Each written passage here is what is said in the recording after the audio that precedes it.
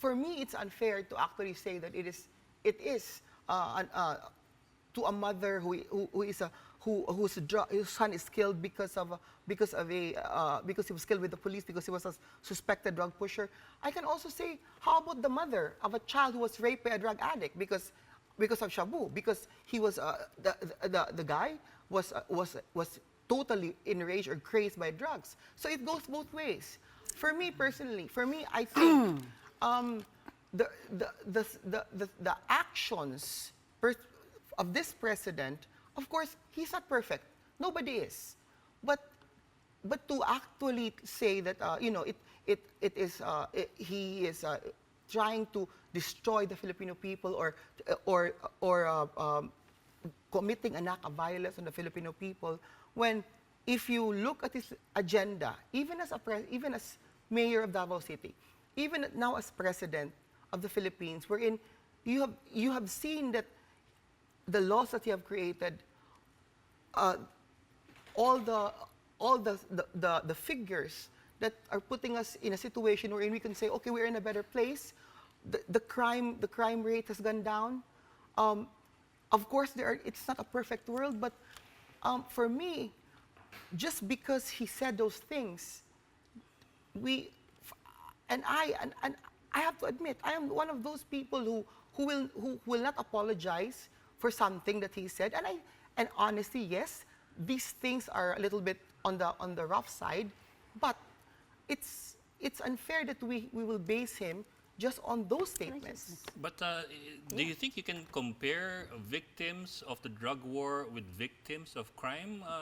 Are they even comparable? I mean, just because somebody died because of rape, does that justify whatever killings happen? I'm not actually saying that it's a justification to kill, but it's merely a statement because, of course, what was being said by Ma'am Etta here is that there is a trauma on a mother of a drug pusher killed by the police. That's the same trauma, and that's the same pain of a mother whose daughter has died because she was raped by a crazy drug addict. It's not. Yes, I understand. It's the same. But when you put them together, then it's like wouldn't that be oversimplifying and saying that this one is comparable to this one? They may not be on the same. They may not be on the same plane all the time. But it's the same pain. It's the same plane. I mean, the same level or the same. I mean, it's not like everybody who's being killed on one side is responsible for the killings on the other side. I'm not saying that. What I'm simply saying is that a mother whose son has died would grieve in the same way as the mother whose daughter is raped. It's the same. Of course, it's the same pain. That's not the argument. We're not arguing that. We are talking about murder. Summary killings are equivalent to murder, cold-blooded murder. Then they have to prove just it. a moment. This is my time. Prove it in court. Oh, come on. Just a moment. You do not talk about, there's the climate of fear that operates right now.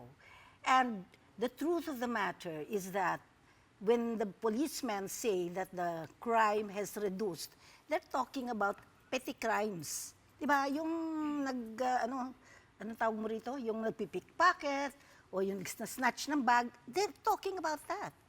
Because they cannot possibly be talking about the summary killings, which they agree is 23,000. Kaya nga sinasabi ko, abay, kung sinasabi ninyo that there is 23,000, tapos sasabihin ninyo, that's private naman, and so on and so forth. Even admitting that, without going into the breakdown of the 23,000, then it shows your incompetence in trying to maintain public order as policemen, as law enforcers. Hindi pala ninyo kaya. Kasi yung 23,000 na yan, in the 2.5 years of Duterte, patay. At yung sinasabi nilang death under investigation, may isang conviction, wala pa kayo nagagawa. And then they talk about 4,800, which are legitimate operations, di ba? But, yung legitimate operations na yan, eto Bruce, para maliwanagan tayo rin. Maliwanag CHR, hindi mo sasabing maliwanag kasi malabo yung sinasabi mo. Yung CHR, nung pinuntahan namin, yung sinabing tumakas, nanlaban, kaya napilitang kaming patayin. tatay at nanay sa Pasay. Ininterrogate niya, inimbestigahan yan. Ano ang lumabas? Yung mga nila, yung mga buto nila were broken kasi nakagapos sila. Yung pala, tinorture sila at namatay sila sa torture. This came out. And this came out in the Senate hearings. So umatras si Bato pa lang yun eh. So umatras siya, we will investigate that, we will investigate. Tsaka yung Koreano, di ba? Yung Koreano na nangyaring yan. O ngayon, it's linked up to the customs again, na Bureau of Customs na police political agent, para iba pang usapin yan. Ngayon, so itong mga ito, yan isang kwan lamang yan. There were several already na naimbestiga at nakita na non-laban was not true. Okay, Kian. Yung bata dun sa Caloocan, maliban kay Kian, si De Guzman, si Kulot. Di ba? Maliban kay Kulot, si Carl Arnaiz. Tatlo lamang yan.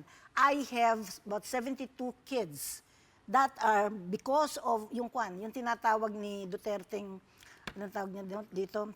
Collateral damage. Yung tawag ng military. We don't use that.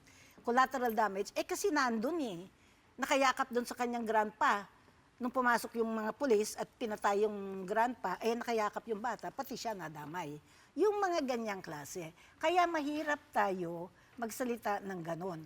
Ang mahalaga, tumutok tayo dito sa summary killings. And it does not follow either that only drug addicts rape. Hindi nangangahulugan na kung drug addict ka, nagre-rape ka. I'm not saying that, ma'am. Hindi pa ako tapos. I'm not saying that. Hindi pa ako tapos. Pero ang nagre-rape, pero yung drug addict, totoong may commit a crime. But hindi nangangahulugan na it follows that way. So I've heard that argument before and it falls flat on its face because I think that evidence-based tayo, pumasok tayo doon sa report ng mga Philippine National Police. And we start from there.